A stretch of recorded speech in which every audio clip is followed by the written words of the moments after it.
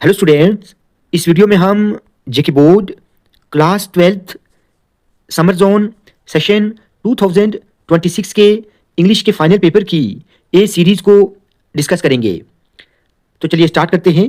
देखिए, section A में आपको जो पैसेज पूछी गई थी, इस पैसेज से आपको 5 मार्क्स के नोट्स बनाने थे, 4 मार्क्स की एक समरी लिखनी थी और साथ ही एक आपको सूटेबल टाइटल लिखना था।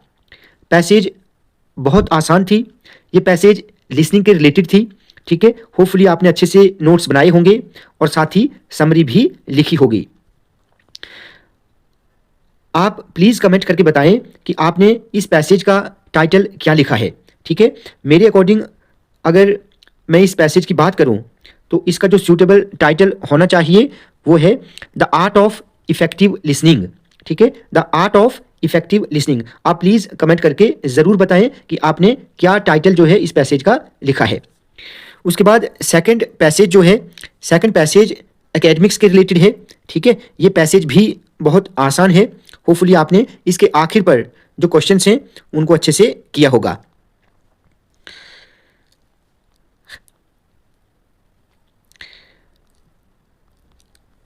देखिए, इसके आखिर पर जो क्वेश्चंस हैं वो भी बिल्कुल आसान हैं, कोई मुश्किल नहीं है।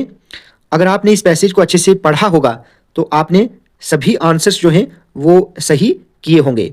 ठीक है, फर्स्ट क्वेश्चन देख लें। फर्स्ट क्वेश्चन क्या है? What has not been the focus of education from earlier times. तो आप इसमें लिख सकते थे कि being creative and unique has not been the focus of education from earlier times.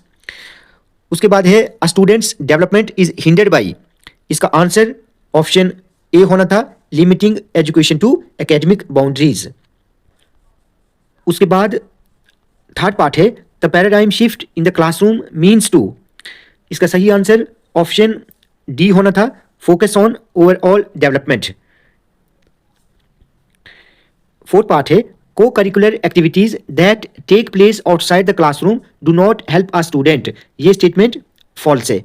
ठीक है, फिफ्थ पार्ट है what will give children a better insight into industry. तो आप इसमें लिख सकते थे industrial visits will give children a better insight into industry.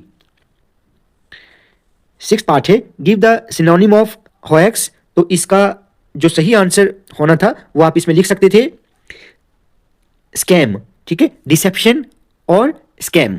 Clear. Seventh part है guest speakers talk about. Option B is correct answer. ठीक है, that is their real life experiences. Eight part है use the word professional in a sentence of your own. तो आप इसमें कुछ भी लिख सकते थे। ठीक है, जैसे अगर इसमें आप लिखते तो आप ऐसे भी लिख सकते थे she is a professional dancer. ठीक है, she is a professional dancer. Ninth is for the aesthetic development students must step out into the outside world. ठीक है, उसके बाद है give an appropriate title to the passage. तो आप इसमें लिख सकते थे restructuring education for holistic development.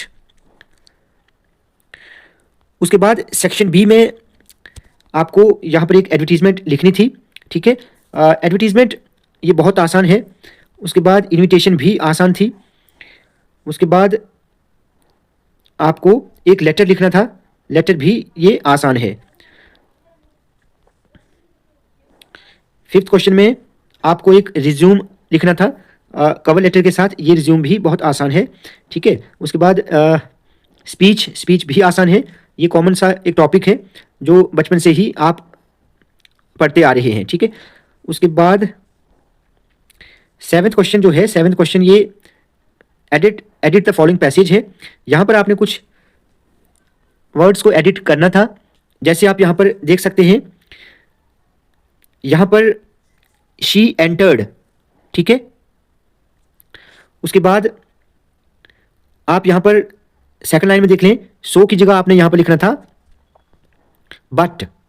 उसके बाद फोर्थ लाइन में लास्ट में इन की जगह आपने यहाँ पर लिखना था ऑन। उसके बाद यहाँ पर आपने वन सेल्फ की जगह पर लिखना था हिमसेल्फ। क्लियर। उसके बाद सेकंड लास्ट लाइन में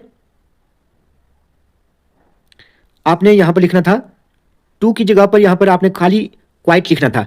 ठीक है, यहाँ पर जो टू क्वाइट है, यहाँ पर आपने सिर्फ क्वाइट लिखना था, क्वाइट फ्राइटेंड। और लास्ट में यहाँ पर ये जो लास्ट लाइन है, इसको आपने इन्वर्टेड कॉमास में रखना था।